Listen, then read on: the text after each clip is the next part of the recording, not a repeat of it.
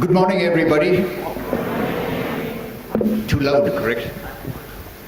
I'm very happy to be here.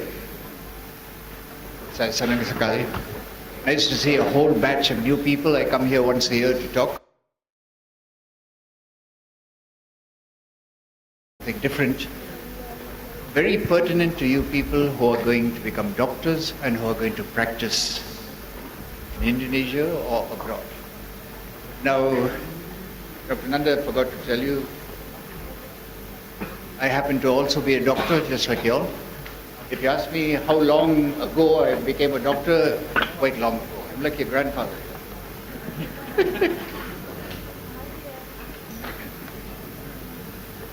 I started medical college at 1965. Your father wasn't born at that time, correct? No, not yet. I was 15 when I entered medical college. There was some entrance test, so I got into the entrance test and I was able to find. I was a very poor person, so I could not afford medical college, and it was one of the best medical colleges, but I happened to get a scholarship. I have to thank God for that. And then after finishing medical college, of course, they send us for 2 years like PTT, so I went to a Christian organization called, like the donors and everything, they had church hospitals, like Muhammadiyah and everything. We had church hospitals where I done a medical residency. Then I came back to do medical internship, senior internship in my college in internal medicine, stayed on for a gastroenterology, and then went to Saudi Arabia to practice.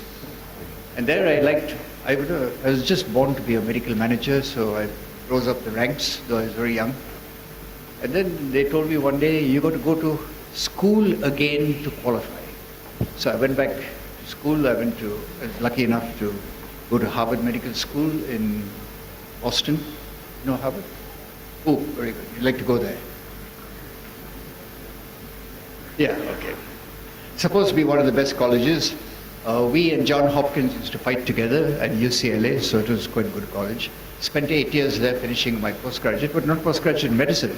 Postgraduate in medical management, become a hospital director and consultant. Then I came back, I finished, and I thought, oh, everybody will select me. I'm a doctor, I'm a postgraduate.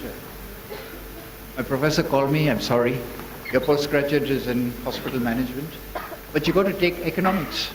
Nobody will accept you if you don't take economics. So I went back after doctoral. Louder. Can you hear me now?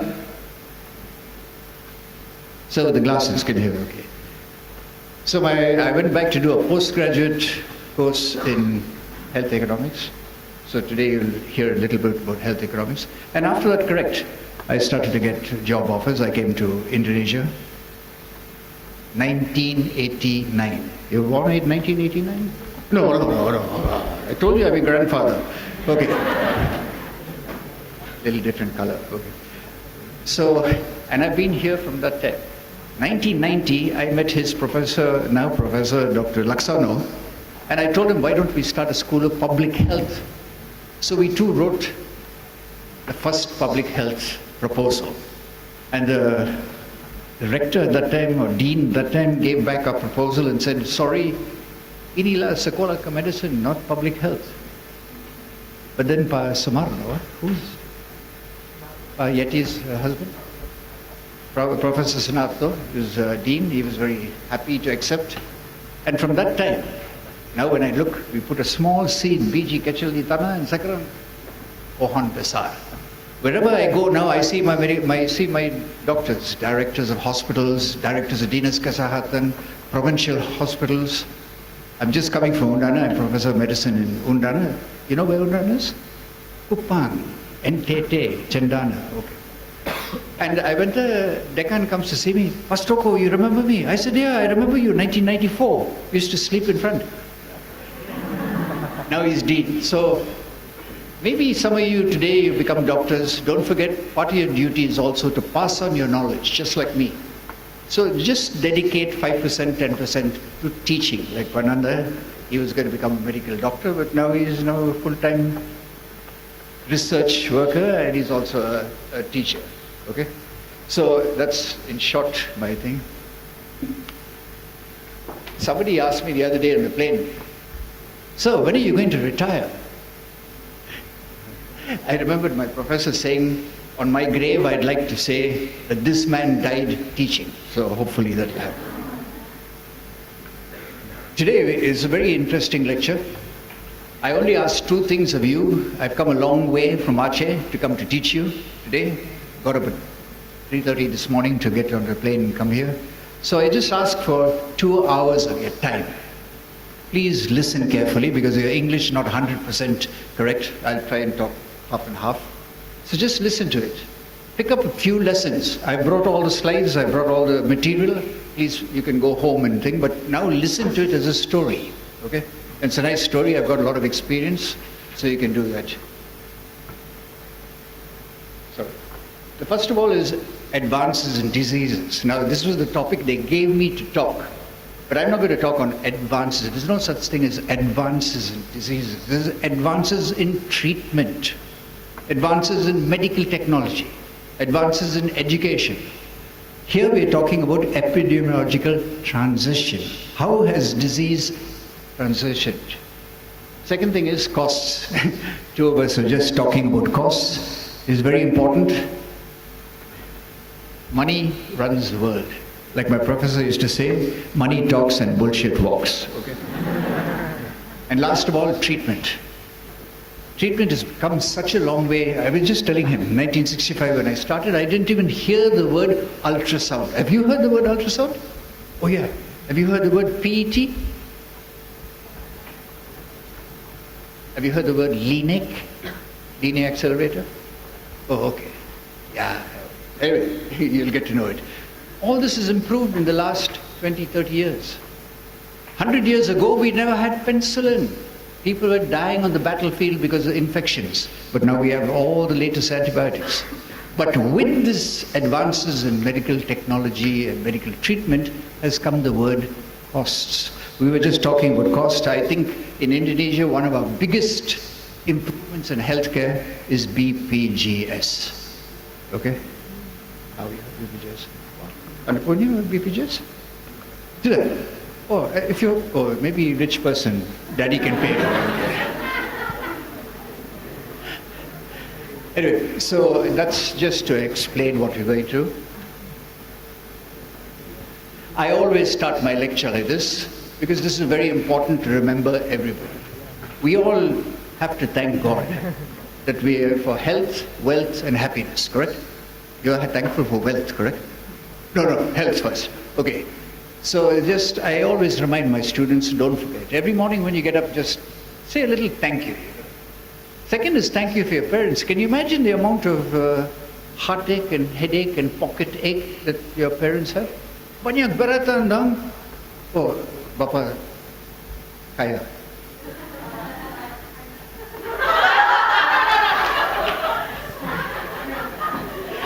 Saya bilang untuk Anda, sekarang beratan untuk Bapa dan Ibu bayar untuk Anda datang ke sekolah kedokteran. Okay, so that's it.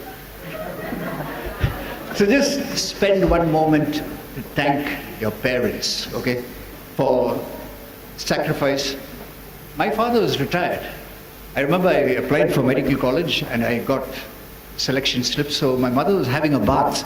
I went, Mom, I got, diam, no noise. And then suddenly, 10 minutes, she came out crying. I said, Mengapa menangis? Be happy for me. Ya, Pak, saya senang untuk Anda, tetapi dari mana wang? At that time, 100 million, 150 million, you had to pay for the medical seat. She said, your father retired, we only have $10 per month from the retirement. Very good. I said, no, tidak apa, you hanya doa untuk saya separate. Anyway, lucky God gave me a scholarship. The third is thank you for us poor teachers, you know. I'm coming from a long way off. This poor guy is here working on his doctoral, but still finding time to teach you. Okay? Sometimes the teachers might be very boring, but remember, they're still spending time. Of course, they pay the teachers, so don't worry about paying. But this is the dedication of these teachers to teach you. And that's my job today, is to improve your KAP. So, what is KAP? Apa itu? KAP. Anybody? Knowledge, attitude, performance. ilmu, sikap, prestasi. Okay? So today, if you can even improve by 1% of what I'm teaching you, I'll be very happy and go home. Okay? So let's spend 1 minute, close your eyes, just thank the 3 people for what you, okay?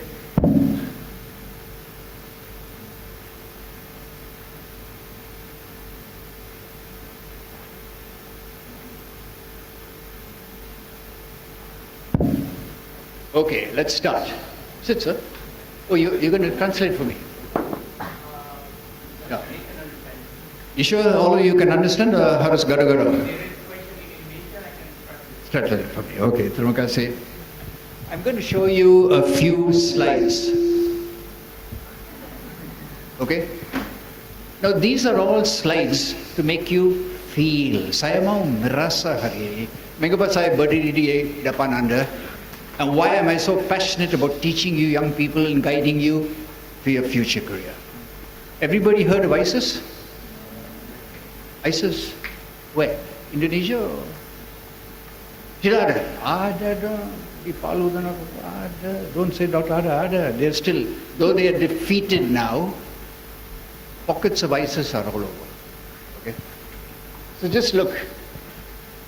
Look at the human misery. One man with a gun. They always said in history, the person with the gun makes the rule. In economics, the monkey with the gold makes the rule, the golden rule. Correct, Nanda? The monkey with the gold makes the golden rule. Only Punya, he makes the paratran. Okay? So I just want you to see the misery, the human misery. Okay? All those people were executed. Human tragedy.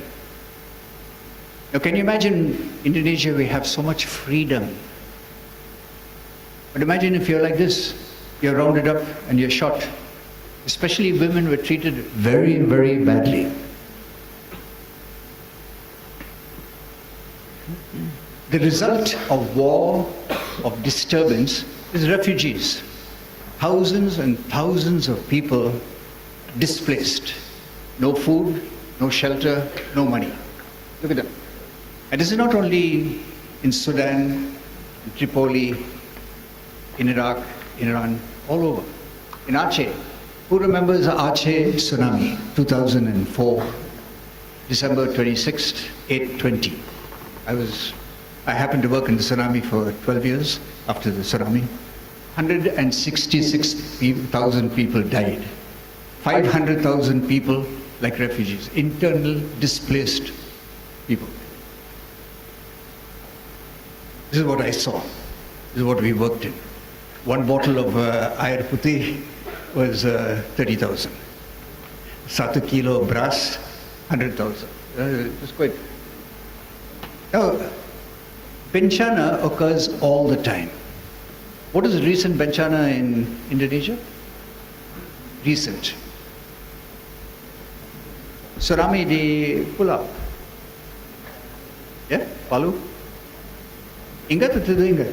Please remember, you might be medical students very interested in passing exams, but don't forget to watch television every day. Watch the news. The news tells you all this. Don't become medical dummies, and don't know anything about it. Okay, so please, just famine. Now, before you were born, probably, there was a famine in Biafra in Africa.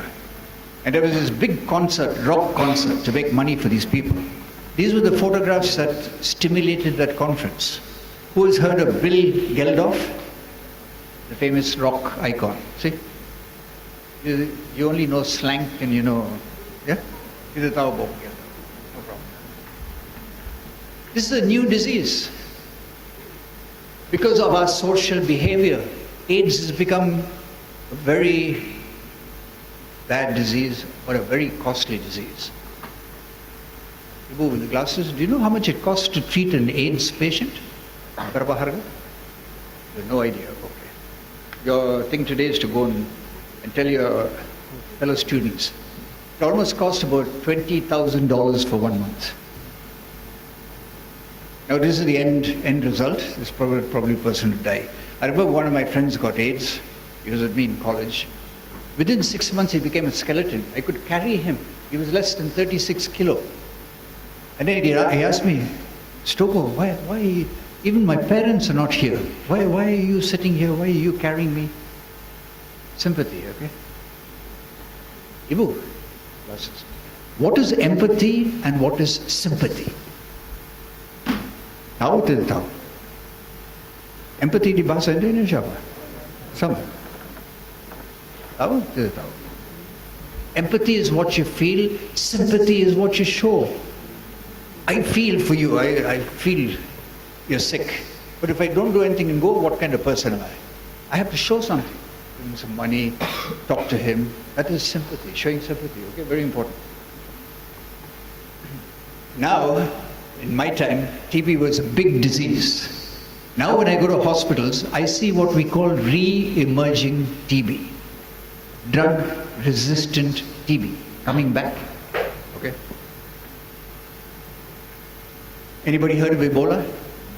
Buzz, you're looking at me with the red shirt. Where is it? Yeah, correct. I don't have names, so I have to call you Buzz and Ibu and Nona. Oh, no, Ibu, it's Nona. Where is Ebola prevalent? Indonesia? America, Africa? Australia? English? Africa, okay? So don't forget, right now, in the Congo, 1,000 cases have died within the last month, okay? We are taking it very easy. But if this disease spreads, we have a big problem on our hand because mortality is 90%. Ibu, pretending not to see me. Yeah, you with the glasses. I don't know your name. Ibu, Mona. What is morbidity and what is mortality? Morbiditas and mortalitas. Come on, you're second year, correct? Semester kedua, 3, 4, 5, 6. Pertama. Fourth. Morbidity is the result of disease. I got a cough, I have a thing, it affects my lungs, I get pneumonia, that is morbidity. Mortality is matian. You die from disease. So Ebola, a very dangerous diet. Always fall from the stair, every time. But remind, got to put a... Okay. What is CCF? Anybody? Congestive cardiac failure. Okay? All I want to show you is an old person, a doctor, and all the equipment around him. All the equipment around him means cost. He is in an ICCU. An ICCU patient cost per day in the ward, just cost per day ward is 2 million. Nursing care is 500,000. Drugs are 800,000 one day. Who's going to pay for it? Bapa Anda sudah cukup kaya ya untuk 3. No. They say all the rich people always say no. Okay.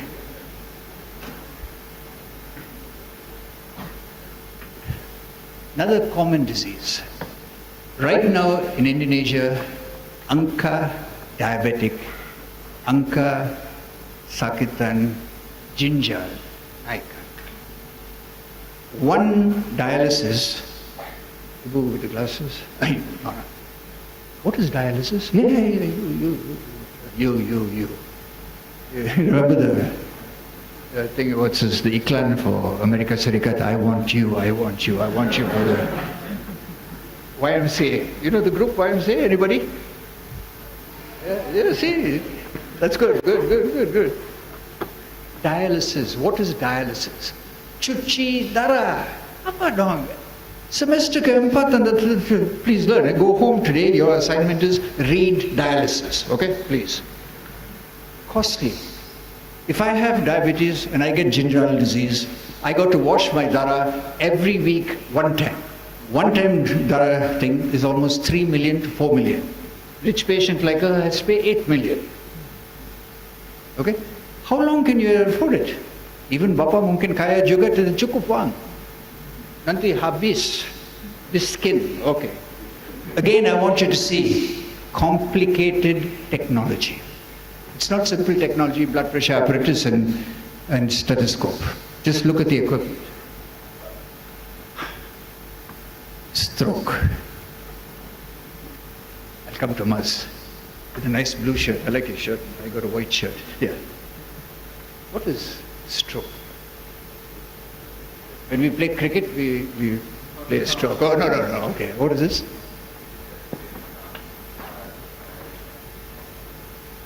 Correct. Clot or bleeding in the brain. So, 10,000 for him. You got the correct answer. See, somebody is helping him. Now, can this person work? No, he is unemployed. So it costs for me to take care of him. Maybe if that is his wife, very good. But if he doesn't have, usually with the stroke person's wife, she runs away with the children or runs away with the money. Nobody wants to look at the stroke person because it costs karna bayar banyak. Okay, stroke. Diabetes, hypertension, cholesterol, atherosclerosis gives rise to stroke. And like our gentleman said, clots or bleeding in the brain or ischemic causes what we call cardiovascular disease resulting in stroke. All I want to show you, chronic disease, costly disease. Anybody can tell me where this photograph? Wow. Next time don't sit in front of they ask you questions. What is that? Yeah, you. He looks like that badminton player, yeah? What is his name? He's retired now. Exactly the face. Yeah? Okay. What do you think this instrument is? Is this in a hospital or is this a high-tech IT room? It's in a hospital. Very good. So which? Wow, modern operation room. 5,000 for him. He got the answer the second time. Okay, correct? Modern X-ray room with the what you call the C-arm. In the old days, I only had a table. I lied on my hand, stretched. If they want to operate on me, they operate on my hand. Now you can rotate me in this arm. You can operate on my head or you can operate on my toenail. But look again, computerized throughout. Average cost of this kind of room, Australia, Indonesia, is not less than $80,000. Tiru tarimalam, banyak. No problem. $80,000. Who's going to pay for it? We as doctors, oh, saya doctor dong, I only practice. But you got to think, who pays for it? Mungkin ibu nanti milik untuk rumah sakit, you have to think about the cost. Apa, you want to become milik of rumah sakit? Money. What is this? Every day I'm seeing this. Yesterday in Jakarta, I was going out, just in front of me, bang! I got shocked. I told the driver, what happened? Oh, kecelakaan sir, masih muda, lihat dia bosan hidup, mati. Yeah, correct, mati. But not only mati dia matikan orang lain. And he, little child, broken arm. 3 people, one injury. That child will be in hospital for 6 months. Okay? One of the causes in the developing world, mana saja di Indonesia juga, angka kecelakaan naik. And it costs. We don't have very good emergency departments in Indonesia. And remember, if emergency happens within 2 hours, if you don't get the person to hospital, he will have banyak complicated. Sir, hello sir, how are you? I have to catch one of those. Please sir, don't talk. Yeah, I'm watching you, you're talking from the beginning. You, right you, one with the pink shirt. Okay? Please, just 2 hours, give me your attention. Remember Mark Antony? You know who's Mark Antony? Romans, friends, countrymen, lend me your ears. Shakespeare. The famous when Julius Caesar was stabbed. Okay? So I'm asking you, please, lend me your ears. I've got to remember the step again before I fall down. Okay. Wow. How many people in this room smoke? Please don't feel shy, just put up your hand. Nobody. Wow. In my time, 1965, all 85% of students put up their hands. Now they're all suffering. Chronic bronchitis, bronchiectasis, cancer lung. Okay? Smoking kills. One of the biggest burdens of society are smokers. Chronic obstructive lung disease, cardiovascular accidents, cardiac insufficiency, lot of problems, all because of smoking. In the States now, when I go to college, when I speak at Harvard or Monash or something, when I say how many, the girls are more than the boys. I said, what do you, oh, Kren. Wow, Kren. Kren, you will be suffering like this.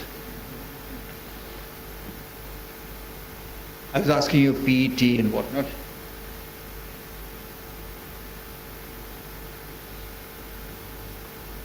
Positive emission tomography, the latest in radio diagnosis. It can pick up 1.5 to 5 millimeter tumor, any part of the brain. No more saying early diagnosis of cancer. You just put this person in a machine, you can diagnose cancer. Okay? When I was in college, I never even heard the term. Linear accelerator. In 1970, when my mother got cancer, we put radium needles inside the uterus. Radium needles. I remember she was suffering, her hair fell, she was having such problems. Linear accelerator, you can target 5 millimeter tumor, any part of the world, any part of the body, and hit only the tumor. LINAC, linear accelerator. Okay? One of the modern aspects of things, only very few institutions have linear accelerators. Our hospitals have here, or the international hospital? Yeah. Okay, anyway, Jakarta we have, Pondok Indah, elsewhere. Yeah, yeah.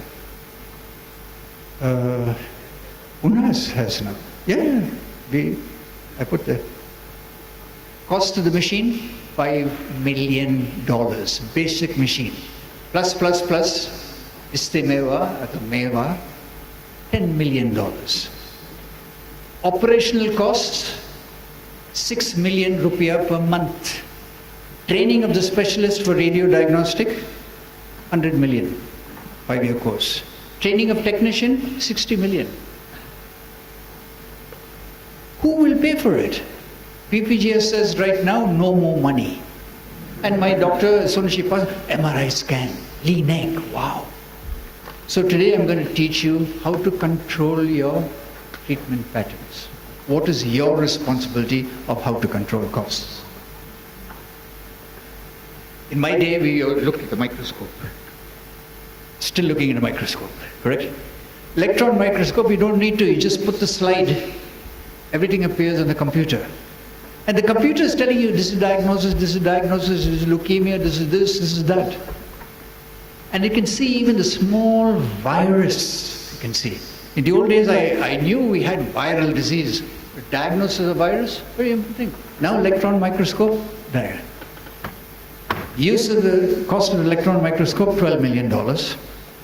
Upkeep of the microscope, 100 million per month. Yeah. You can think. But we have, in Jakarta we have one thing. Okay? So just to show you pictures, why is medical care so costly? Because of medical technology. Modern diagnostic lab. Everything is computerized. The old days, everybody is writing the results. Now you don't need to. SMR 24, SMR 52, serial medical analysis machines. You just put a drop of blood and 24 results come out within 5 minutes. Cost of the test in, what's the person here? Prodia. Yeah, Lord Prodia, you go to do SMA 24, very simple, $1.5 million, 1.5 million rupiah. Bapa anda bisa, ya? Bapa anda bisa atau tidak bisa? She looks poor. Yeah? No, okay. Sometimes looks are deceiving, okay? Now, why I show pictures is a picture paints 1,000 words. What I explain to you, you may not understand. But what you see in the picture, you'll be able to remember. Tonight when you go home, you'll be thinking, my gosh, Dr. Stokoe spoke about costs. Wow, that medical equipment, when I say, yeah, it costs. Okay. Going to study about the medical equipment costs. If you want to go for postgraduate radiotherapy, now to get into Indonesia college, di bawah meja 500 juta. Okay, just to get in, just masuk. To finish 3 years takes you another 220. And if you ask the father for jajan, then another 10 million, 20 million. So imagine how much you're spending on you, 1 miliar to become a radio technician. Dulu, kapan saya di sekolah kedokteran, nobody wanted to go for radiology. Now, everybody wants to go for radiology. Radio imaging has become one of the most important consultancy topics in medicine. Okay, let me ask you, how many people want to be general practitioners? Please put up your hand. After finishing, wow, 1 man, 2, 3. Pak, ingat Pak, GP wang sangat kecil. Ini hanya untuk pelayanan, tidak untuk profit. Untuk service nomor 1. How many wants to go for family medicine? Nobody. Wow. You're not interested in women, children, old age people?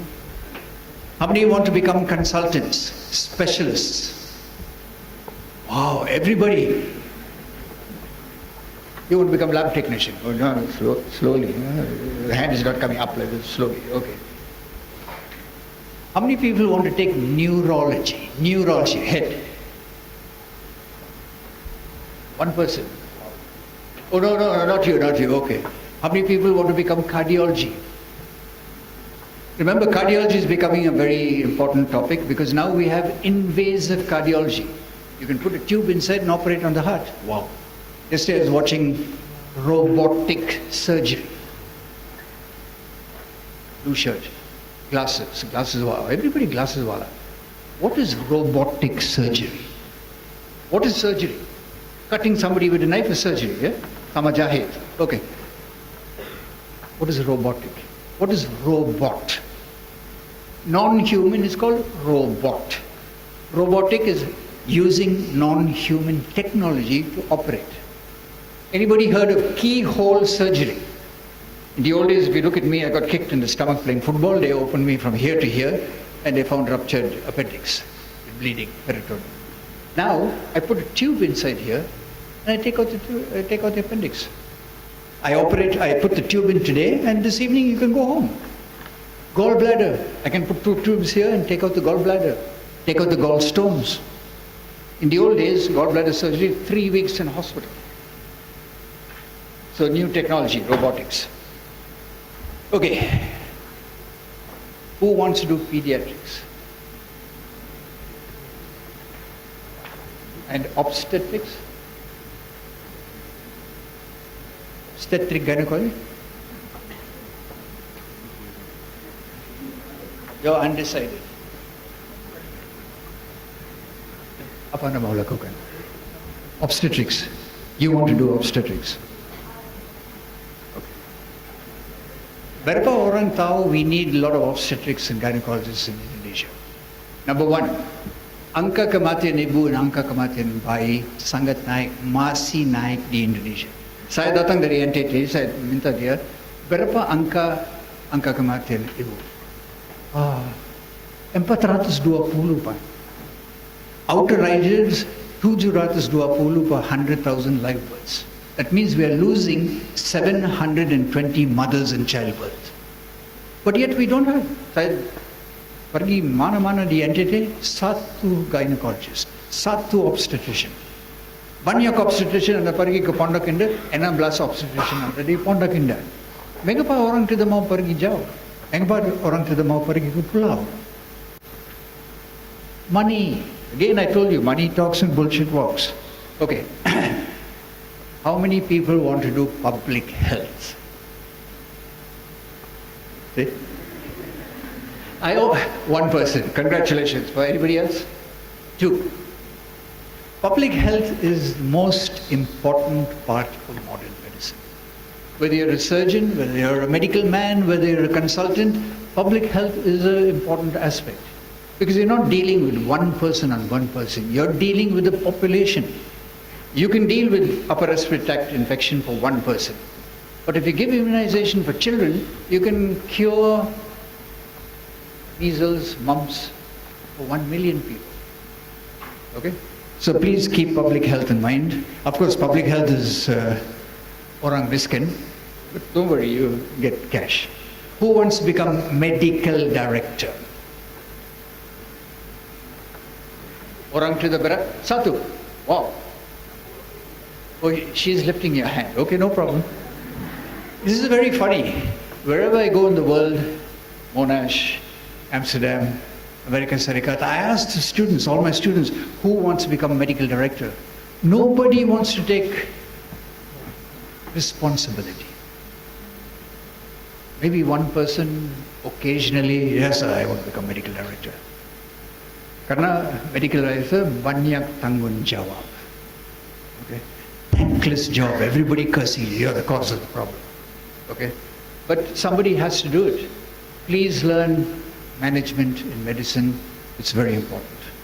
And nowadays, medical managers are being paid good money. In the hospital, the medical director is getting 120 million per month, plus profit sharing. Okay, so please think. Medical director? No. Yeah. Okay. Time is going. Be fast, yeah? So I have to go fast. Okay, let's go to the introduction of our topic today. Disease. Like I keep telling you, disease is real. It's a mimpi.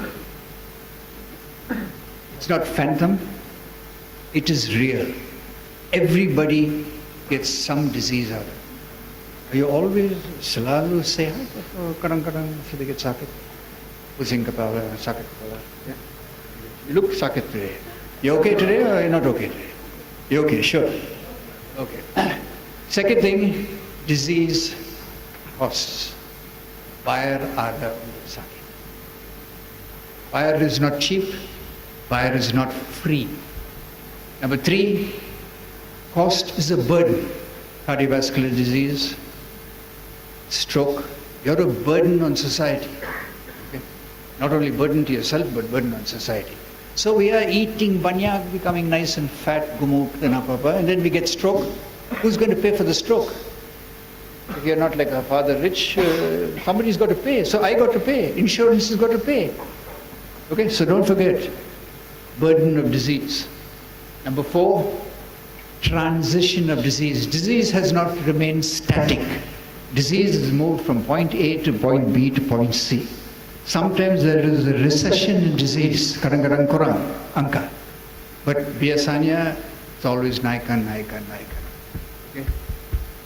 Disease needs structure, infrastructure, treatment, professionals. Now, if you go to practice, what do you think you need? Tomorrow, you're a doctor. Day after tomorrow, I want to practice medicine. What do you need? Yeah, equipment. What equipment? Washing machine? Okay, basic stethoscope, thermometer. What else do you need? Was it like nice coat? I mean shirt, kren guy. What do you need if you're a doctor tomorrow? I give you the certificate today, tomorrow you're practicing. What do you need?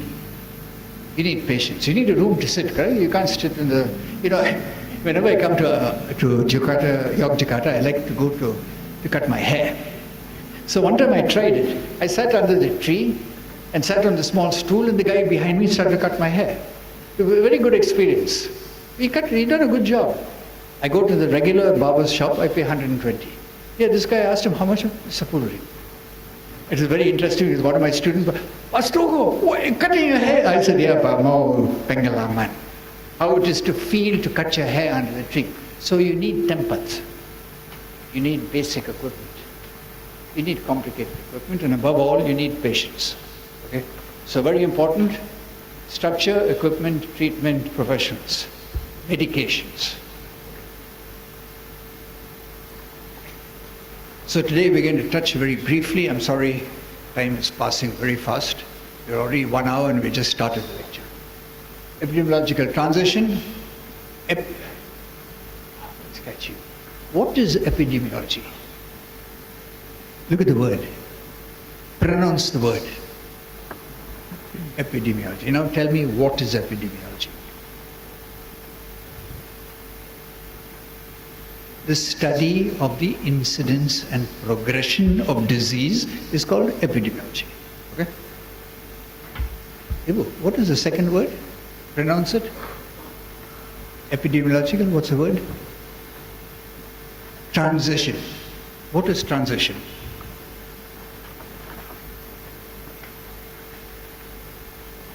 Thank you, I'll catch the man. Sir, sitting at the end, you might think I forgot you. You, the brown shirt. If you had your name here, then I can call you Mustafa, Abdullah, whatever it is. What is transition? I said epidemiology is the disease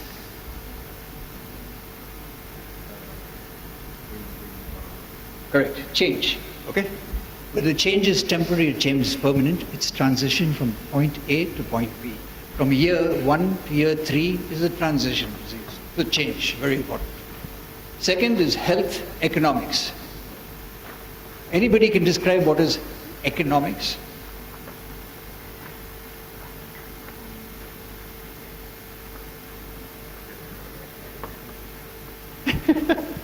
That's economics. An economics person is a dreamer. A financial manager is a doer. Okay? Economics is, I'm building castles in the air. But it's me, the financial person, who actually pays for the construction. So health economics, okay, very important. Progressive improvement in health technology and treatment, which I was talking to you about. What is your role? So the last slide will be, what is your role in practicing medicine? Please go home, check out the word Omran, quite a clever guy, epidemiologist. He divided epidemiology transition to 3 stages. But I've added 2 more stages because this is important now for epidemiological transition. Number 1, in the old time, 200 years ago, you're not alive here 200 years ago. Grandfather also, you, glasses. No, you're not alive 200 years ago, correct? Was Muhammad alive 200 years ago? Jesus Christ? No. They were all a long time ago. But I'm talking very recent, 200 years ago. We had what we call pandemics or pan-epidemic. What is an epidemic? You're playing with your computer. What is pan-epidemic? Sir, please reduce your weight. That is stroke and diabetes and hypertension. Sorry. Tell me.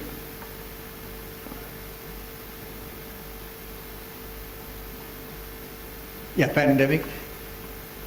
Anything that spreads in the community and beyond the community is called an epidemic. Infectious disease epidemic. Can you have a malnutrition epidemic? No. She looks like Game of Thrones, no? Arya? Okay.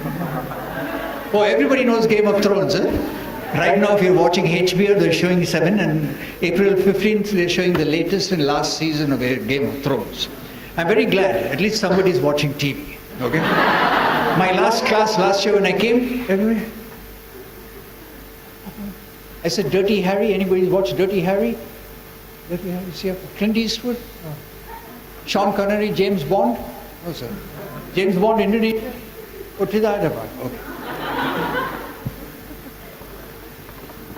So right now, we are not seeing pandemics. The last pandemic was in 1812 or 1912, the Spanish influenza epidemic, which killed 22 million people in Spain. We had the Black Plague. Ooh, this is, who shall I catch? See, quietly, she's writing quickly here. What is Black Plague? Plague. Plague is a disease caused by rats. Bubonic plague, where you get nodes. Pneumonic plague is where you get pneumonia and you die. Carried by rats. Brought to Europe from rats on the ship from Hong Kong. Okay? Very interesting. Please read history sometimes, medical history, very interesting. Age of chronic diseases. When I was young, when I was in medical college, 65, upper respiratory tracts, acute gastroenteritis, typhoid, pneumonia, very common. Now I go to hospital, diabetes, stroke, hypertension, obesity, cholesterol, hypercholesterol. These are diseases I'm seeing now. Okay, look at the change, the transition, chronic diseases. Age of medical technology, I showed you medical technology, increasing, ever increasing. Age of sustainable health. Sustainable health means if you're in good health, how do you keep good health? Yes, next to the Karen guy. It's okay, but I don't have to be happy. I'm very happy to see guys out there. What is sustainable? What is the word sustain? Learn a few new words today. Sustain.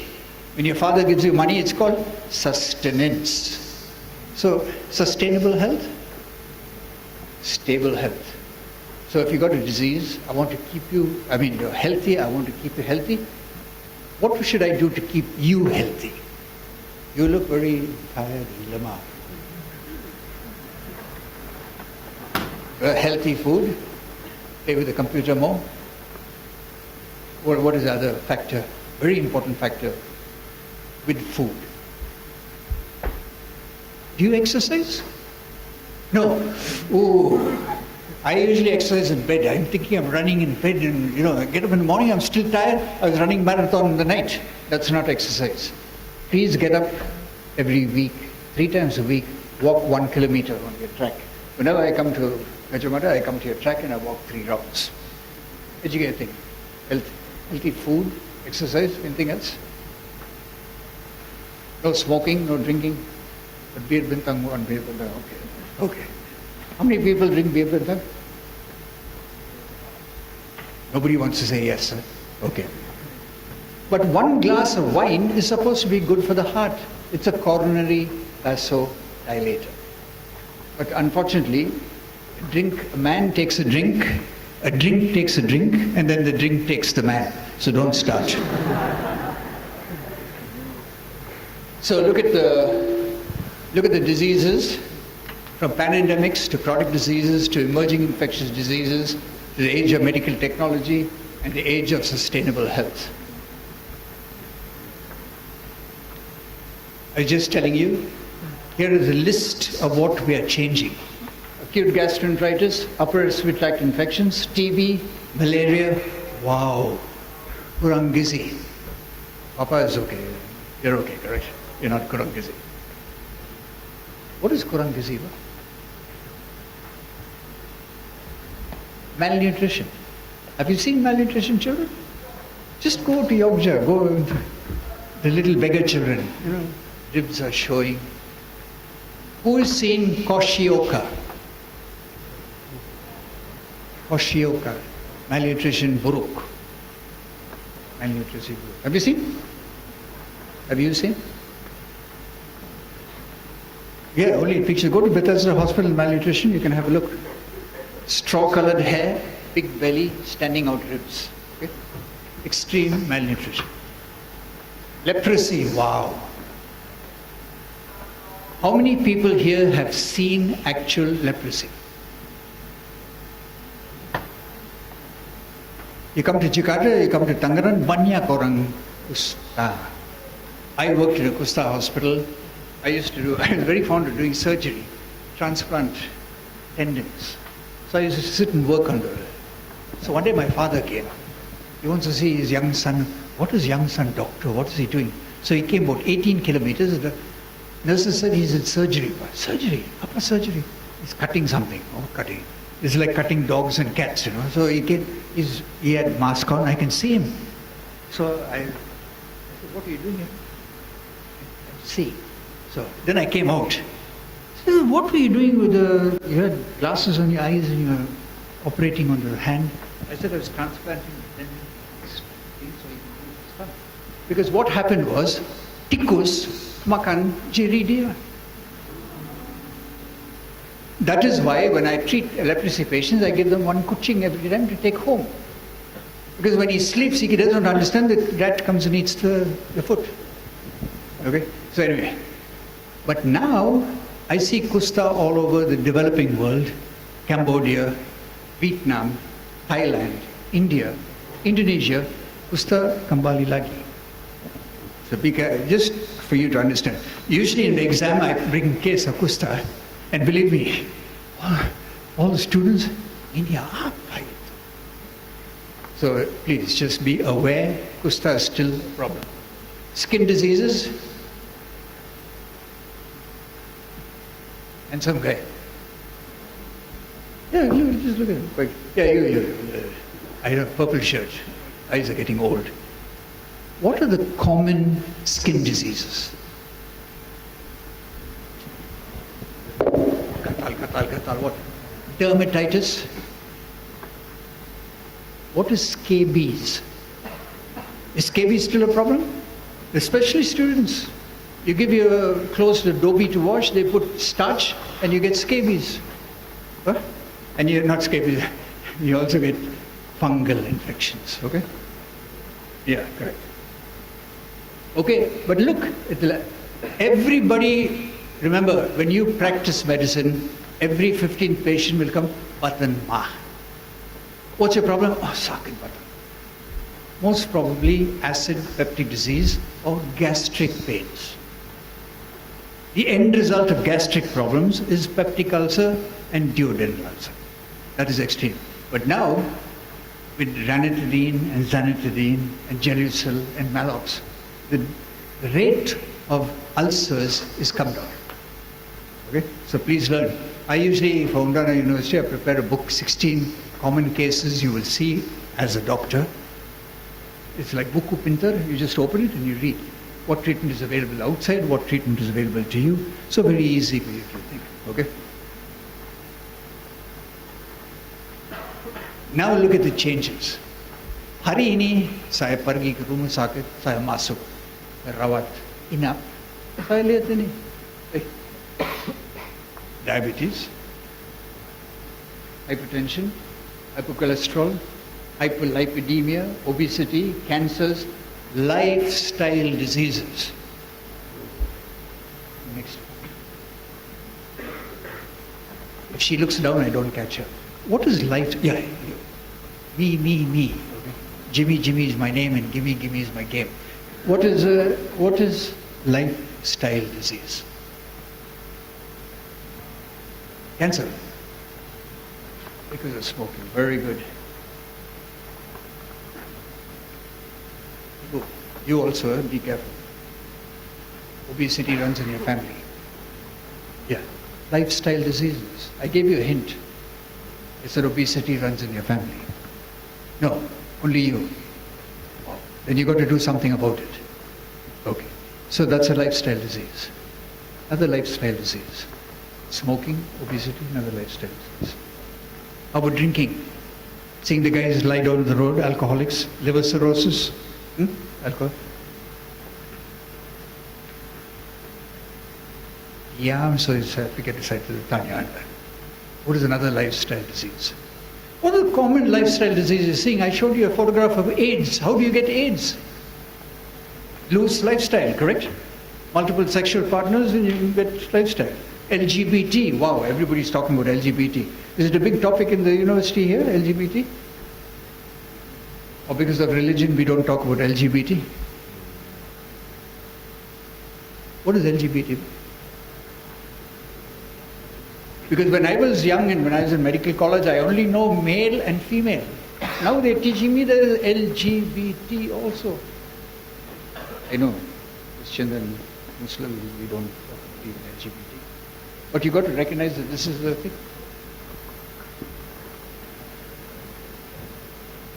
Lesbians, homosexuals, transgender. Okay. Just remember, these are becoming common technology and they are being accepted in society.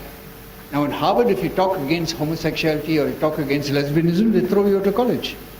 They call it human rights. Okay? But I'm sorry, if you're a little bit religious and all, you have reservations. Okay? So lifestyle disease, STDs. So next to you, glasses man, grey shirt and black thing. STDs. What is STDs? Sexually transmitted. Can you get it yourself, or you have to do it with somebody to get it? Okay, so it is an infectious transferable disease. The rate of STDs right now from 1965 has gone up 800% amongst young people. Okay? I'm not saying y'all, but I'm saying this is statistics. And the problem with STDs is a lot of complications with STDs. Chronic diseases, anybody can give me anything? Lady with a striped shirt and flowers. Yeah, you, don't look at her. You. No, you, correct. Chronic diseases, give me an example. Arthritis, chronic arthritis, uric acid. What is uric acid? Asam urat. I also got it. How? Asam urat? What food give asam urat? Kambing. Oh. Pempe. I mean, ping. Okay, very bad. And look at number 9, motor vehicle accident. In United States, number 4 killer of young people is violence, gun violence. Number 6, suicides. Number 7, homicides. Number 8, motor vascular accidents. We're not talking upper respiratory tract infection, diarrheas, no malaria and things. We're talking people killing people. Guns don't kill people. People kill people. Okay? So just remember that. Indonesia, we don't see so much, but as soon as you go outside, you start to see that. Homicide, suicide. I'm also getting old. He's still young. Lanusia. In the old days, population pyramid was like this: banyak orang, anak-anak, then teenagers. Now, it's shrinking because fertility rates is shrinking, but the top is increasing. Karena lanusia is increasing. Life expectancy is increasing. Ibu, what is life expectancy? Yeah, you. Sorry, not life. Yeah, you. Everybody always asks me. Yeah, you. Life expectancy. How long you're expected to live is called life expectancy. On our next question. Hi. Life expecting in Indonesia. How long do you expect to live in Indonesia? In the old days, my grandfather used to say, 45 you live, you are old. Now in Indonesia, for ladies, is it more than men or same like men? Oh, yeah. Something, man, you got to tell us your secret. I want to live longer. So, how much? 72. Please, these are all basic statistics. Please learn something, okay? Basic statistics. Life expectancy in males 68, in women 69 to 72. Okay, because these are all things, like I told you, today I'm improving your knowledge, your seek-up, and your performance. Okay? So learn a few things, 5 things before we go. I'll review it again. Please know it. So that when another lecture comes, you will know statistics, okay? Now, if I tell you transition, I got to tell you what are the factors affecting transition. Improved public health. So I hope I hope in your practice, you practice public health, or promotive health, or preventive health, okay? Combine it in your practice, and then you're being a public health practitioner. Number 2, clean water. Indonesia, do we have clean water still? Kadang-kadang? Kemana? Yeah. No, we still have dirty water. I went to Kupang, I was looking, that guy is from the gali is taking, I said, what? I hope you're not making my noodle or my baso dari itu. No, so we are boiling the water. So throughout the world, throughout the developing world, we have a water problem. In the old days, you really had bad sanitation and a bad water problem. Epidemics came, transmission through water. But now, with the improved filters, you drink aqua, yeah, from the bottle?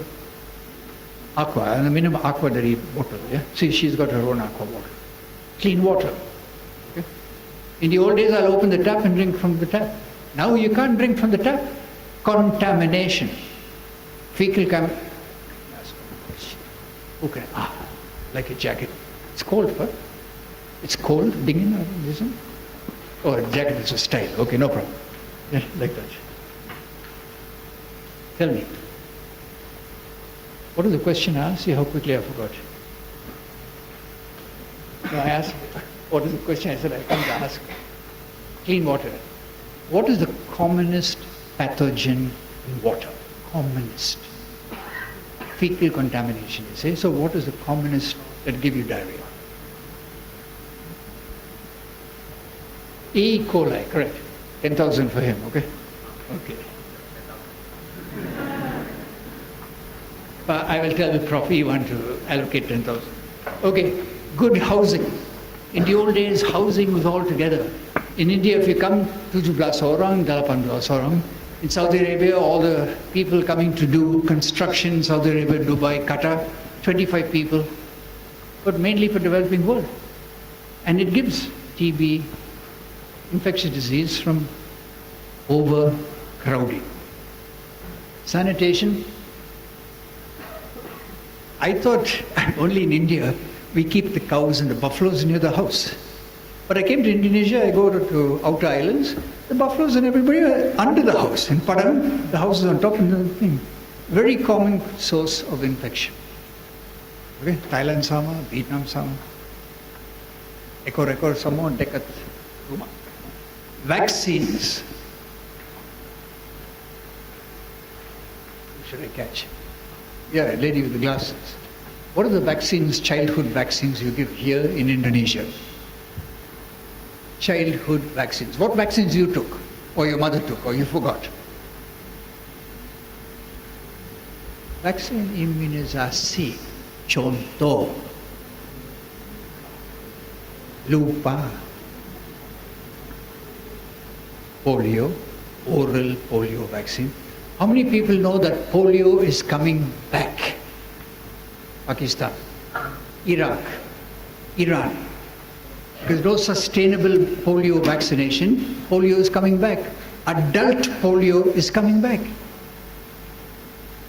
Okay? Something like that. Or DPT, diphtheria, pertussis, and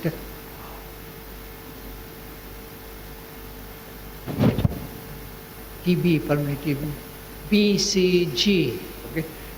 Please, fourth semester, get yourself an immunization schedule. Put it on your wall and please read it. One of the patients or two of the patients or three of the 15 patients every day you will see are children. And part of the children's program is immunization. This is promotive health. This is preventive health. If you don't give the immunization when the patient comes, when they get a problem, it is your fault. Remember that, okay? Ingat itu. Factors affecting epidemiological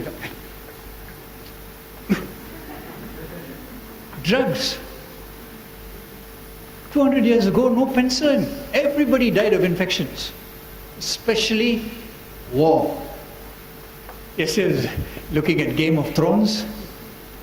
Anybody seen the girl from Volantis cutting with the saw? And then she tells Jon Snow, I'm sorry, he died.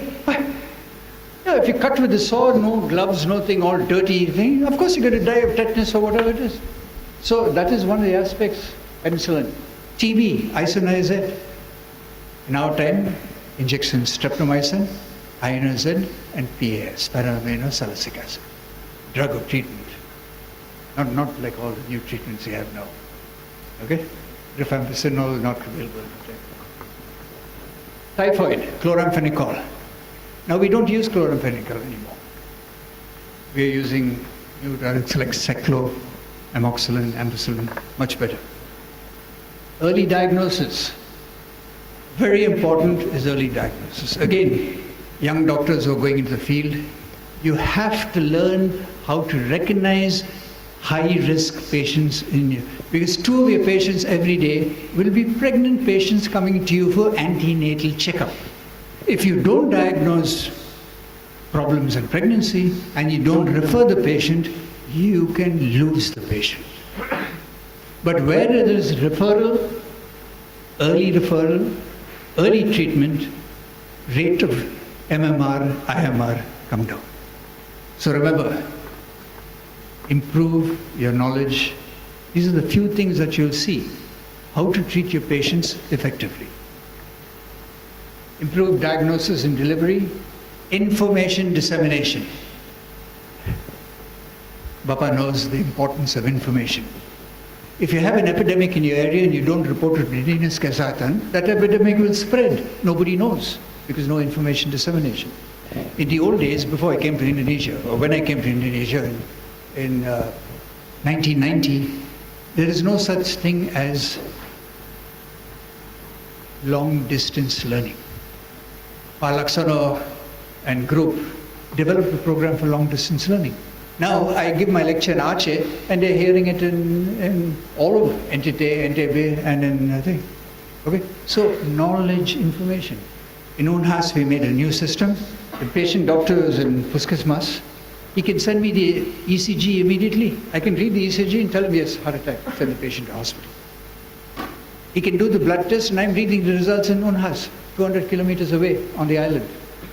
Information dissemination become a very important part of medical practice. Improved education.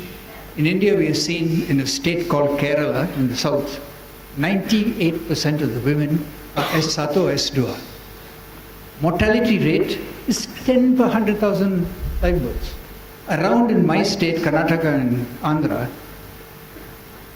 the rate of maternal mortality is 350. So how can one state get 10 and the other get 350? Education. Okay.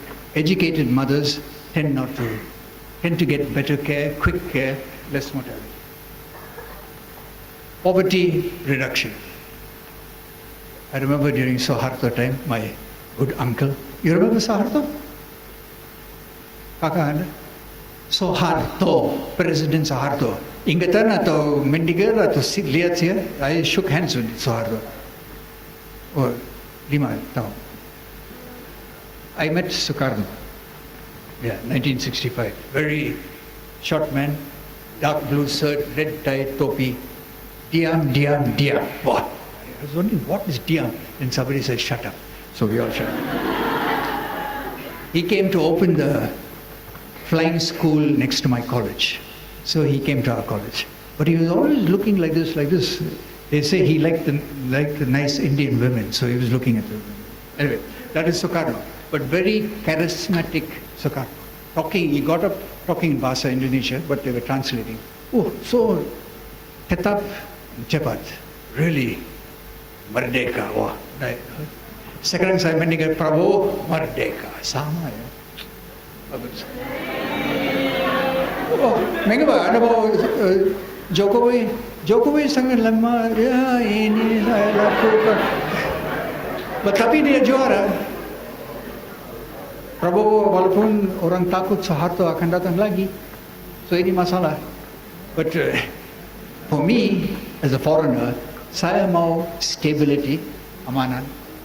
Saya mau economic development. And I mau equality of care and pendidikan. Ini 4 factor bisa jaminan, saya voting. Betul? When there is no security, everybody is takut. Agree or don't agree?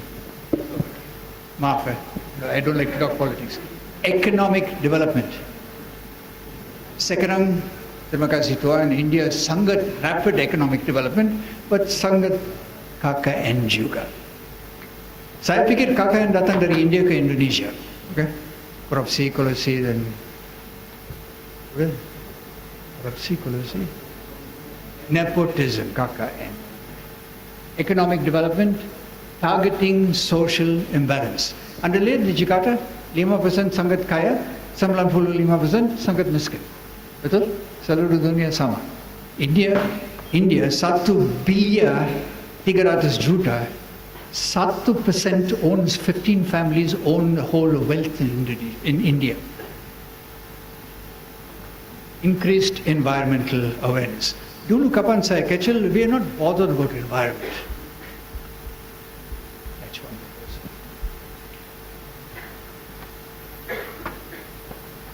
Sekarang Anda percaya lingkungan, proteksi lingkungan?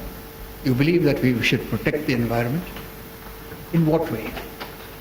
For you, what is the environment?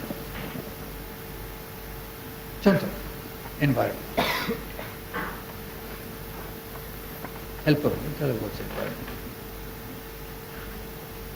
Now, when you're doctors, please be berani, please talk. Don't let anybody catch a doctor saying, I don't know. No, I will find out and let you know.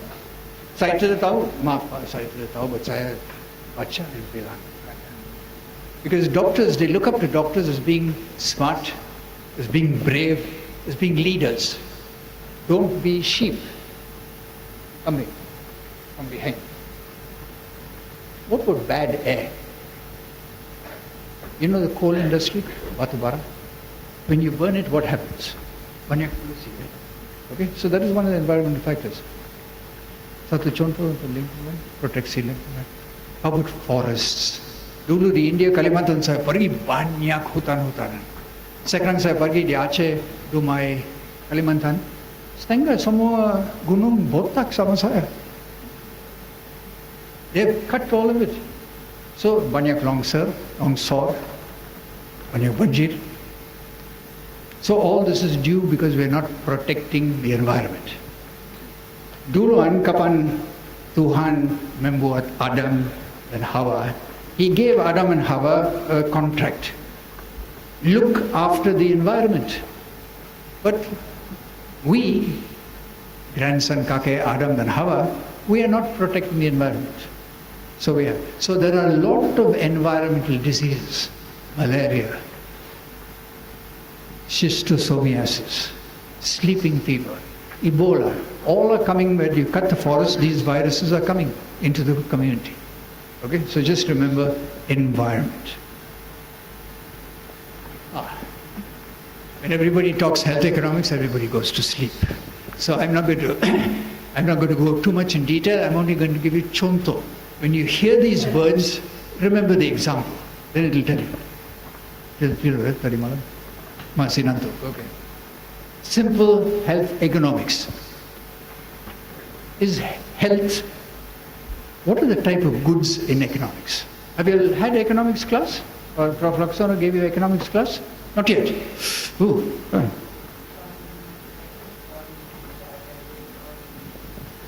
So, both here. So, do you know what are the two types of goods in health? I mean, in economics? Social good and private goods. Private goods is what you can buy. Social goods is what you receive from the government. Health is a social good and a private good. You have a private sector and you have a government sector. But for orang miskin who don't have money, it's a social good. That means the government has to give immunization, has to take care of the water, has to take care of the pregnant mothers for the poor people. Rich people who pay can use it for rich. So remember, two types of goods. Social goods and private goods. Health is a social good. Okay? This is what we call human rights. Healthcare is social good. Now there are something called in economics markets. Like marketplace. You buy and you sell. In health also, walaupun it's a social thing, you can sell the goods and you can buy the goods. Yeah. Now government hospitals are supposed to give free treatment. But no, now BPJS pays you for the treatment. Okay, so remember, market. Health is a market. We offer goods, we sell goods, and we buy goods. I go to hospital, I buy healthcare for myself. I buy my lab diagnosis, my Accelerator, I buy it, I pay for it. So health is a market. Healthcare, there's demand and supply. Ibu, can you tell me what is demand? Apa kamu perluan is demand, right? I demand care. Be healthy, I demand ini. So can you give me an example of demand? What do you demand in healthcare? Immunization? You can demand drugs, health, okay. Supply. No, with big glasses. Oh, I like those big glasses. Screen. Television screen. What is supply? In the health market, what is the supply? I told you, structure, infrastructure, drugs and professionals. That's the supply. You can have an undersupply, you can have an oversupply. You can have an underutilization and you can have an overutilization. What is utilization? Manfaatkan. Utilization. To use something is called utilization. Okay?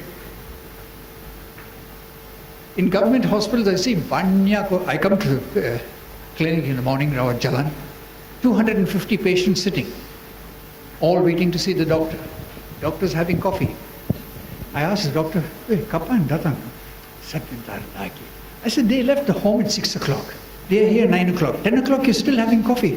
Sebentar, Pak. Nanti saya akan datang. Don't worry, Dr. Stokoe, saya akan datang. Okay? So we have a big demand, but our supply is reluctant to come.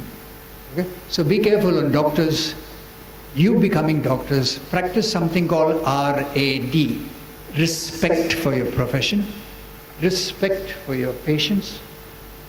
A is attitude. Change your attitude from here, being here, looking at the patient. Don't look down on the patient. And D is discipline. Discipline yourself to be on time, to be available for the patients, to be sympathetic for the patients, to have empathy for the patients. RAD. Respect, attitude, and discipline. So right now in India, Indonesia developing world, we have a big demand for healthcare. But our supply, in Jakarta, you have a good supply. But outside NTT, NTB, supply is less. Not enough consultants, not enough specialists, not enough economists, not enough financial people. So that is a demand factor and a supply factor. So don't forget, please, I'm giving you examples so you understand what's the supply. He's sleeping. Wake him up. Pagi bhai. Natuk, eh? Sorry, health economics is always a little thing. But just listen because it's good to learn. Elasticity of care. Anybody knows what elasticity is? Hare. You can pull elasticity of care. Now, if you take cancer care, is it elastic or inelastic? Inelastic means you can't stretch the care. Remember, no consultants, no specialists, no equipment, so cancer care becomes inelastic. But if you take care for diabetes, banyak klinik ada, banyak specialist ada, banyak obat ada, banyak insulin dan apa-apa ada. It is elastic care. Inelastic is something that you don't have. You have big demand but no supply. Okay, so inelastic and elastic care. Monopoly. Who plays a monopoly here? Siapa? Anda main? Oh, monopoly? You play? You win or you don't win? So tell me, what is monopoly? Monopoly is when you corner a market. I monopolize this market. So in Indonesia, we have a certain amount of doctors. They get together and they corner the market like anesthesia. You know, professor and nothing. To get into anesthesia in Indonesia, very difficult. If you don't belong to a gang, you're not the son of the gang or not chuchu of the gang, you cannot get into anesthesia. So that is called monopoly of the market. So certain hospitals get together, okay, pa, we will only offer LINAC or radiotherapy. So government hospitals don't have LINAC machines. They have to come to my hospital. So I can price whatever pricing I want. Okay, that is called monopolized pricing, tarifan. Okay, so just remember, these are only examples. Prof. Rakano or somebody will come to talk economics, then you'll understand. Distribution in healthcare. Very common example, distribution of specialists. In Jakarta, all the specialists are sitting in Jakarta, Medan, Yogyakarta, Denpasar, and Makassar. But you go to slightly outside places, I usually say Entebbe, Papua, no specialists. I went to Asmat the other day, looking for a specialist. I couldn't find a specialist. I went to all the small clinics, I went in the boat. I found general doctor, I found nurses, nursing aides. I could not find specialists, especially obstetrics. And di sana angka kematian ibu, 770 women die of childbirth. Now please think about this, it's a very problem. Rubbernecking in healthcare. What is rubbernecking? Okay, Kevin, I was passing the accident. So I meant to think, mengapa macet pa? Oh, accident, kecelakaan pa. Everybody's watching to do, seeing the case. That is called rubbernecking. Rubbernecking in healthcare is, you go to hospital, but tunggu sebentar, you have to register. Pergi ke kantor administrator, tunggu pak, orang tidak datang, akan datang. Delay. Then we're waiting there, the chart harus tunggu sebentar, chart harus pergi ke dokter. 15 minit pergi ke dokter. Kadang-kadang patient ada, dokter ada, chart tidak ada. I'm finding the chart. Saya cari untuk catatan medik. Then when you go to see the doctor, he's having coffee. Tunggu sebentar, nurses, tunggu sebentar akan datang. Let me tell you a story about rubbernecking. Saya di Aceh, so kasus datang, nikah di Aceh banyak orang melalui nikah. She was sitting there. Suddenly, wow, collapse. Semua orang lari untuk pick up mereka. Orang wanita mati. Blood all over. 3 liters of blood. She's sitting there from 6 o'clock in the morning, hamil, antepartum hemorrhage, placenta previa. Didn't tell anybody, she was too weak to talk. In hospital, in Rumah Sakit Zainal Abidin. Just slipped and died. Whose fault? Patient's fault for not telling. Bystander. What by? She's covered, baby. She's not talking. The only thing bystander saw was falling and dying. What about the nurse? If you're sitting there, you're supposed to come, Ibu, apa kabar? I'll take your blood pressure. So we are not training the staff how to look after our patients. Patient's husband was a policeman, he brought the gun, he wants to shoot the doctor. Because they said the doctor's not there. He said, doctor not there, he should have seen my wife. So this is the rubbernecking that prevents us from giving care. Okay, rubbernecking in economics. You got it? Is it quality care? Economics of quality of care. Care costs, quality costs even more. Quality care costs even more. Okay? But quality of care is your duty.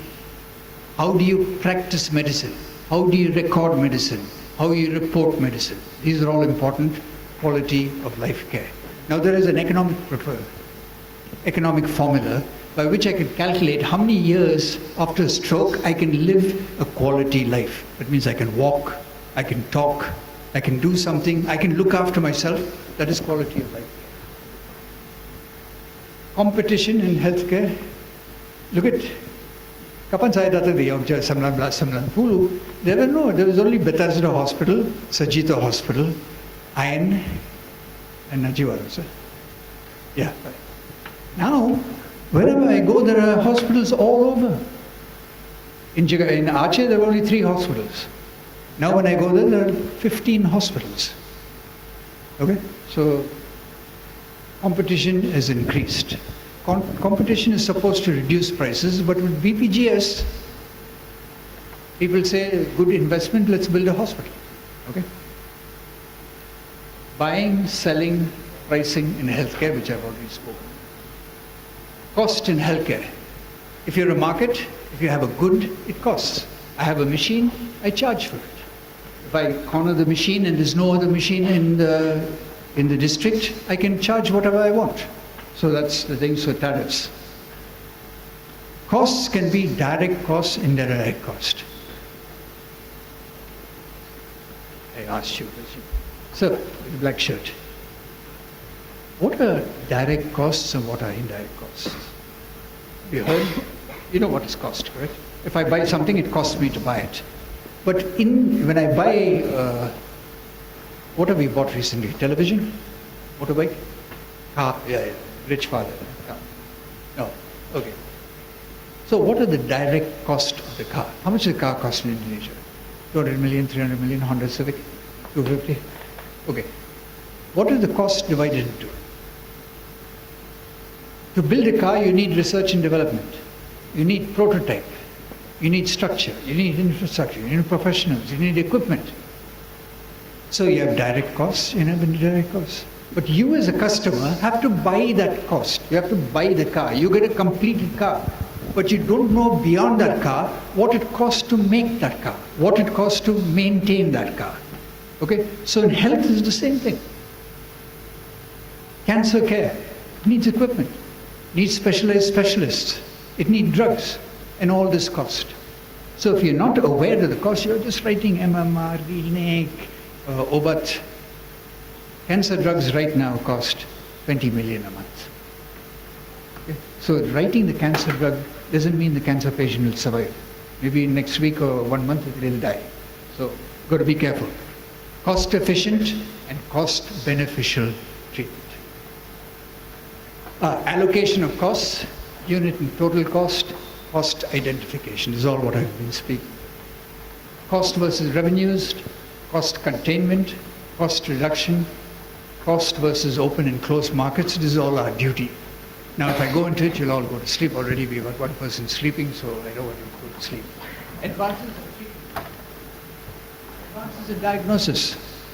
Like I said, when I was in college, we only had very simple X-ray. Just X-ray machine, PA chest, posterior, anterior chest X-rays. Now, God, we have penetrating X-rays, we have deep X-rays, we have MRI, we have CAT scan. Like I told you, they found small belt of bronchiectasis which I've never picked up in the lung. So I had to pay. 1 million I had to pay for just the small test. Advances in treatment. Like I told you, basic treatment which comes, Panadol and Benadryl we give for cough and cold. Now with the infection, we have amoxicillin, we have the cephalosporin, we have azotamine, we have all sorts of drugs available for us. Advances in X-ray radiotherapy, CAT scan, coaxial tomography, CAT scan, PET scan. Who's heard about a machine called cyber knife? Anybody? Very, very new machine.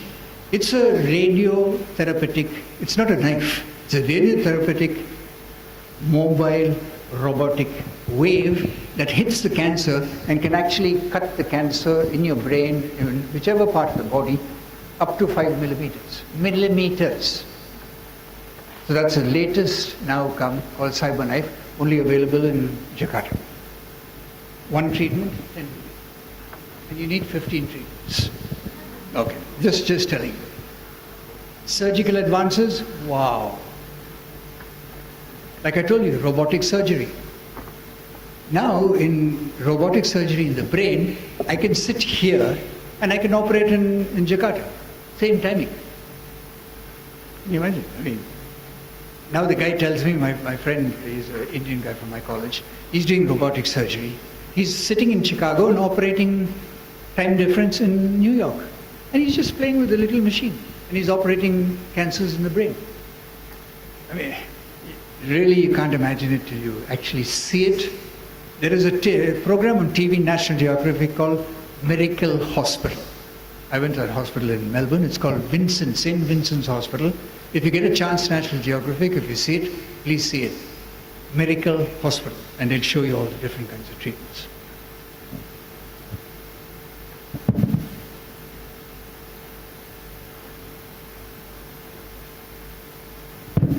Okay, specific examples.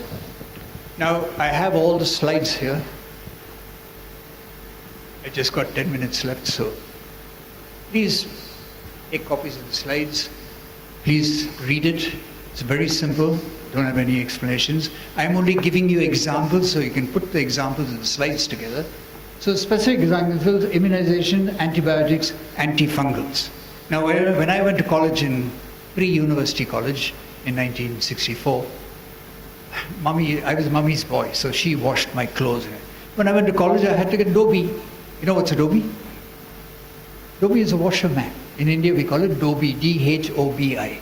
He takes all the clothes together, he shampoos all the clothes, he puts a lot of starch, he washes in cold water, and he irons. Maybe not hot iron, but cold.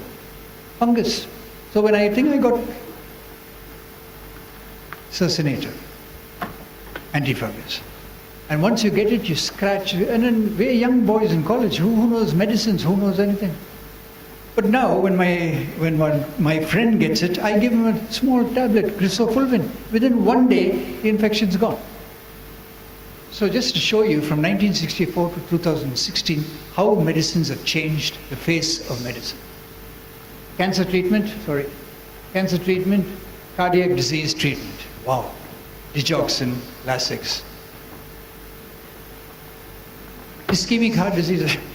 I'm a walking medication. I take about 25 tablets every day, injection insulin twice a day, and I'm healthy. I'm just talking about costs. So it costs me about $3 million a month for the medications. My friend called me from India yesterday. Sir, my blood sugar is 550. So what the hell are you doing? You're supposed to be in hospital. Yes, sir, but no cash to go to hospital. Okay, no cash to go to hospital. So what are you doing? Oh, I'll go to the Dokun. Dokun gave him herb treatment. So he's taken it. I called him today. What's the thing? Still, sir, 465. I said, you better go to hospital right now. So this is the kind of treatment for poor people who can't afford treatment. They have to go to Dokuns. Okay? So remember, as a practicing physician, make care affordable.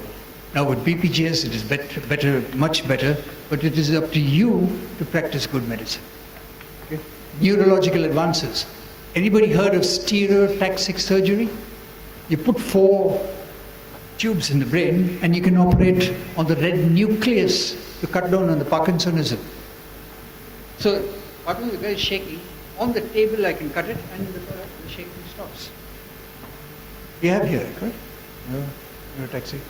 Now my friend, his son is practicing medicine, he's 32 years old. He's putting a bridge between the vessels in the brain. So when there is a stroke, there's a clot or a bleeding in the brain, he opens the brain through stereotactic surgery and he puts a bridge between the 2 vessels. And then within one day, the person has got up, no stroke, he's walking home. Wow, I was shocked. Cost of the surgery, $80,000 to $100,000. So can you imagine how rich the doctor is? Organ transplants. When I was in no kidney transplant, no liver transplant, no lung transplant. Now in Indonesia, if you're doing dialysis 5 times a month, Ibu Muluk says, better to do a transplant. So now Bethesda Hospital, all Cipto, everybody's doing kidney transplants. The only problem in Indonesia, not enough patients to donate kidneys. Gene therapy. This is now really new therapy. You can actually look at the gene, you can modify the gene, and you can prevent diseases. Okay, so advances in healthcare, facilities, equipment, trained personnel. Who's gone to Pondok Hospital? Anybody? Who's gone to MMR Hospital? Medistra. Which hospital have you gone to in Indonesia? No, you're not curious to see what's inside the hospital? Do you all have the tours to take them into the hospital, to show the hospitals to young doctors? Go inside the hospital.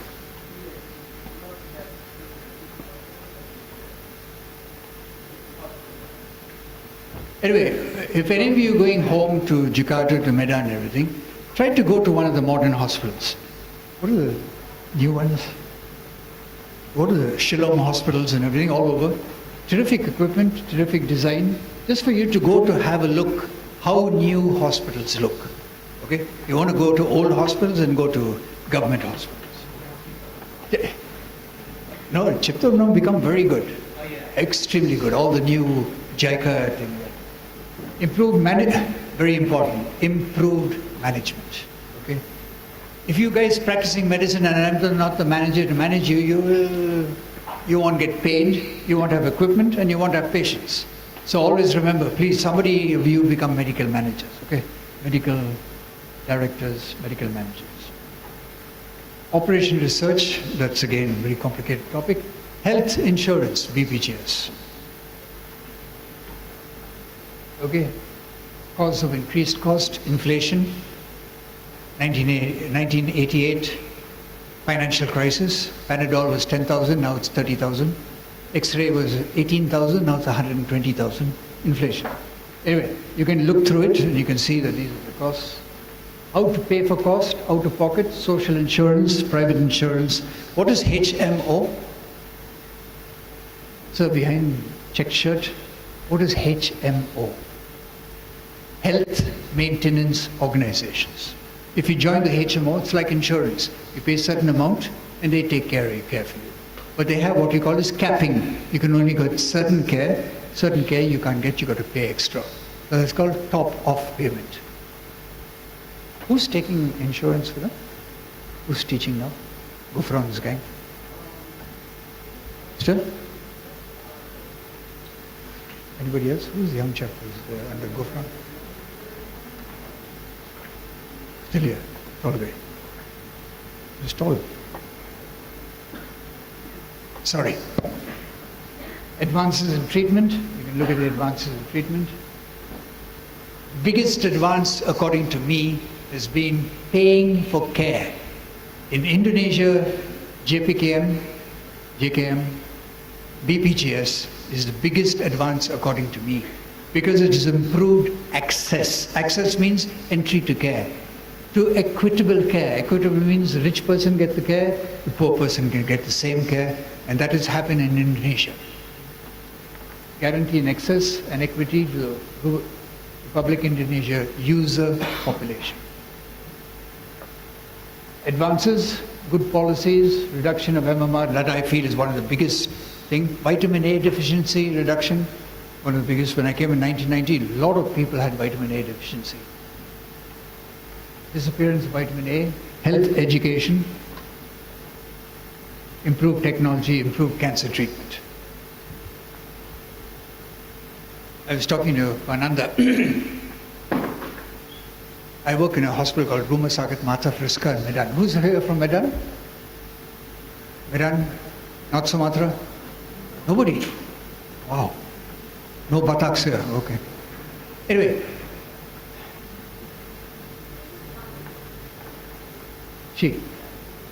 You from Medan. Everybody doesn't want to say Medan, good place, man. Anyway, I was in Medan 3 months ago.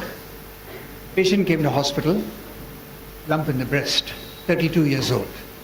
Okay, diagnosis, took a biopsy, cancer, 3rd stage, stadium 3. I called the other day, what happened to the patient? Because we wrote, come back for this, come back for that. Sorry, sir, she died. What? Yeah, she went home, no money. No money for what? But I thought BPJS, no BPJS, she didn't belong to BPJS. I said, so what? Make her join BPJS and treat her. So you see, access to care. They come for, they're diagnosed and then go home and die. She went to Dukun, he probably gave her coffee powder or something to eat or put on the wound. So we are now making a cancer hospital, 300-bed cancer hospital for poor people in Medan. Right now I invited him also to come to help us with the thing. And we're going to build a 17-story latest. We got funding $40 million and we're going to build a hospital starting next year.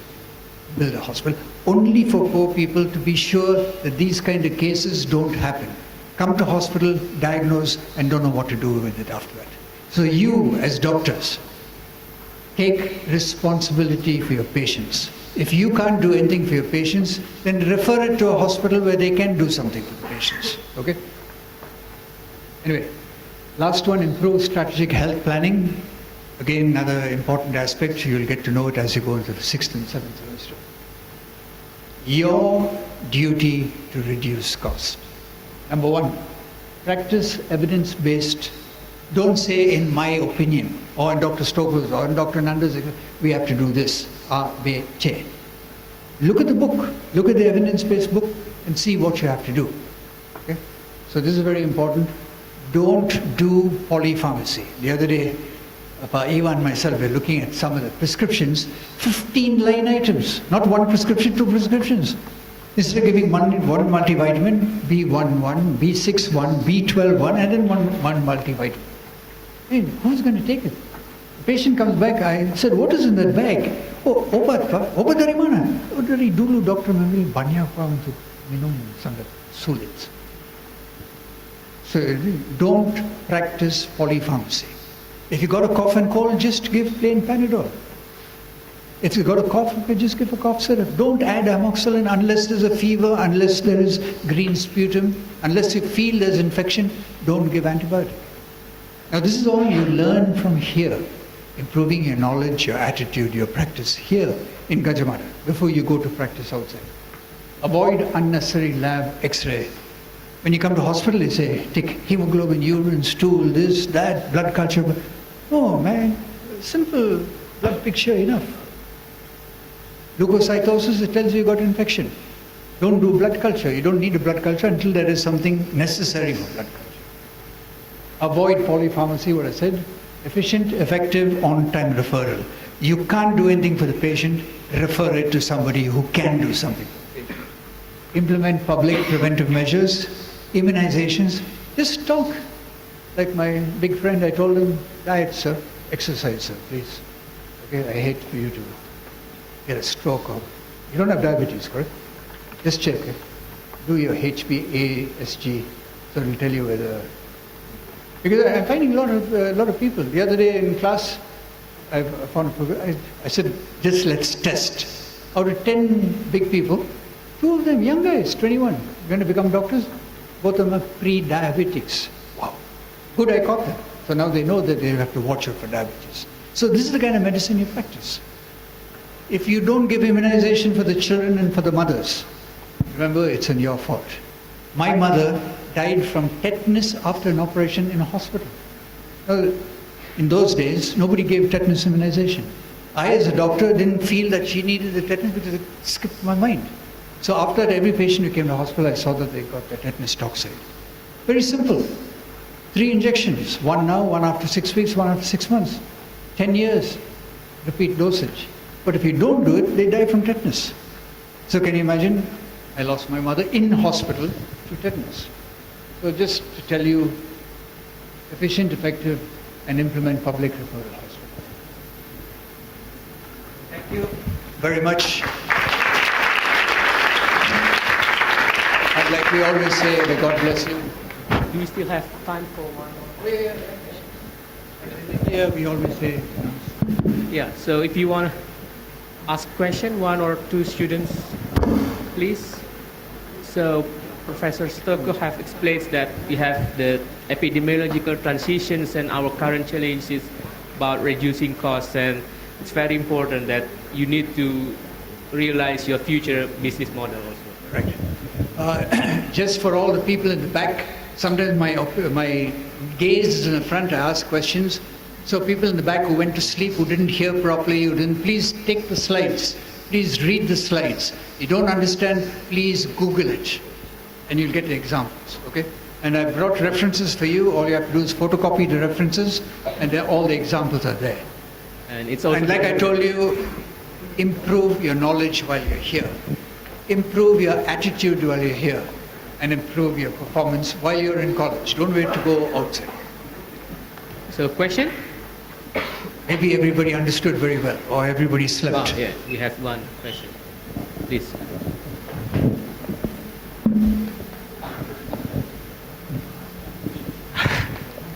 Okay, thank you. Professor, I would like to ask about, for example, we're the only hospital that have some kind of modern equipment.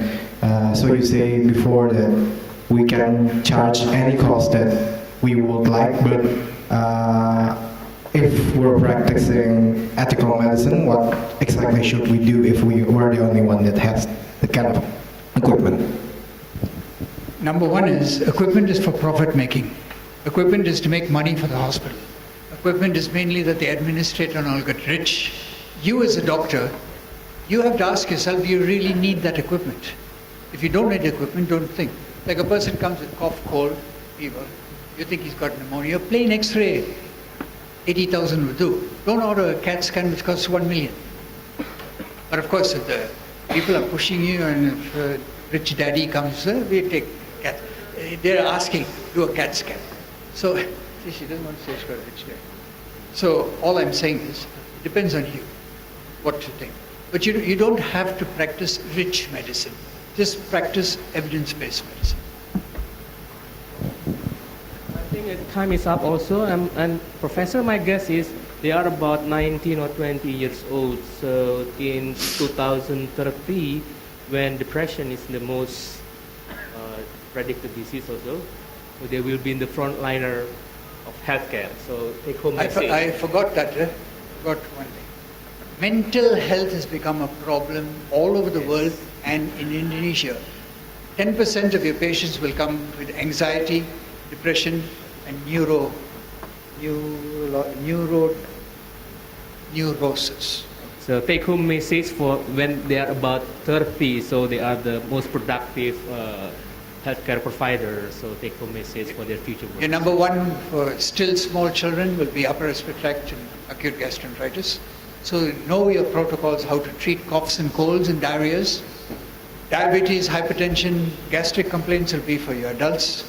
Number 4, learn how to early diagnose cancer. Pap smear, breast exam, prostate exam. Very easy to do, very good to diagnose. And the newer diseases, sexually transmitted diseases, AIDS, TB coming, should be on your list. So, like I said, before you go from thing, probably we'll give you your protocol, Buku Pinter, so you have it. And always, don't feel bad to go for a conference. Recent advances in continuing medical education.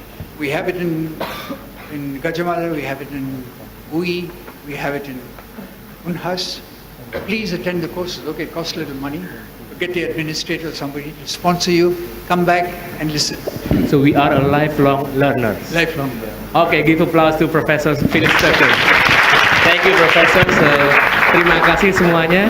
Oke, wassalamualaikum warahmatullahi wabarakatuh. Selamat siang, Profesor.